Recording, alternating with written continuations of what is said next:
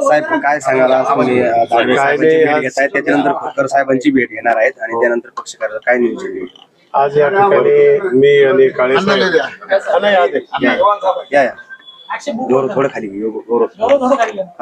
काळे साहेब, मी, दानवे साहेब आणि आमचे अध्यक्ष चव्हाण साहेब सगळेजण इथे येण्याचं कारण आहे की आम्हाला इथं माहिती करायची आहे.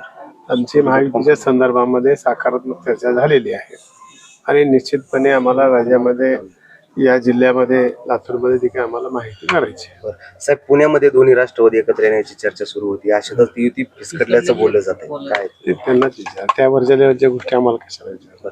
सकाळपासून अजित पवार नॉट रिचेबल होते, पण आता कळलंय की ते अमोल कोल्हे सोबत बैठक करतात म्हणून पिंपरी बसले असतील, कामात असतील, कामासाठी काम करणारा माणूस आहे. कामासाठी वेगळे बसले की नॉट रिचेबल पळून गेले असं कसं म्हणता येईल?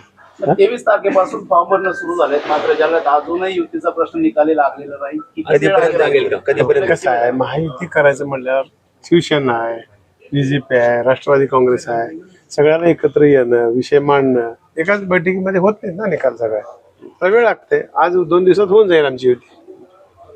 बरं, राज्यातील नगरपालिका नगर परिषदांमध्ये महायुतीला गवत यश आलेलं आहे. आगामी महापालिकांचं चित्र कसं असेल? त्याच्यापेक्षा चांगलं असेल, त्याच्यापेक्षा चांगलं आहे. साधारण किती जागा आहेत? 29 पैकी किती जागा आहेत?